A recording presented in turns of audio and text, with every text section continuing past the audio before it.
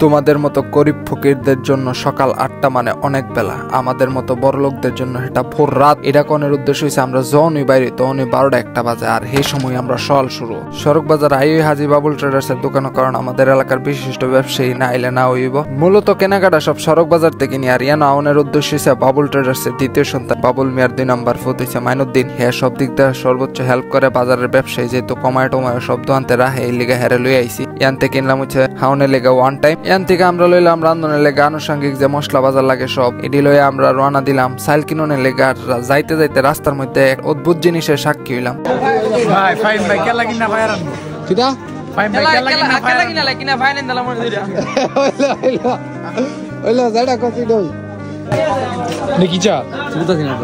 জিজ্ঞাসা করো বেগুন বেশি চাইল কম। This is the বেগুন বিচি রাইস। বেগুন বিচি বেগুনের বিচি দিন এটা বানবেরের বাসা হলো, এটা গরুর ভাত, গরুর চাইল।